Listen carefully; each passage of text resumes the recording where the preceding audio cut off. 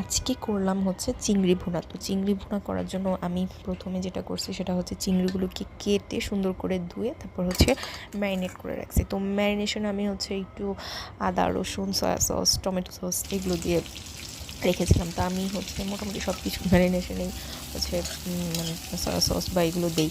তো এরপর হচ্ছে চিংড়িগুলোকে আমি হালকা ভেজেছি, একদমই হালকা, বা বেশি ভাজি নাই, বেশি ভাজলে আবার চিংড়ি শক্ত হয়ে যাবে। এরপর হচ্ছে আমি পেঁয়াজ কেটে নিয়েছিলাম। পেঁয়াজ হচ্ছে আমি একটু বেশি করেই কাটছি, আমি যেহেতু আজকে চিন্তা করছি যে একটু মাখা মাখা করবো, ভুনা ভুনা, আর ঝোলটাও যেন একটু ঘন হয়।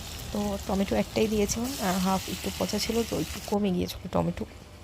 তো আমি এরপর হচ্ছে এগুলোকে ভালো করে কষিয়ে একদম তেল ওঠা পর্যন্ত কষিয়েছিলাম। এরপর হচ্ছে চিংড়ি দিয়ে দিয়েছি, আমি 4টা চিংড়ি রান্না করেছিলাম।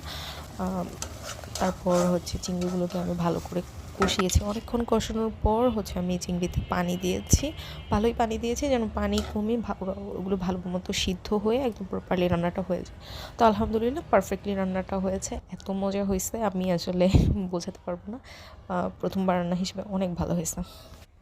চিংড়ি হচ্ছে আমাদের বাসায় সবারই খুব প্রিয়, আমাদের বাসায় মানে চিংড়ি খুব পছন্দের একটা খাবার।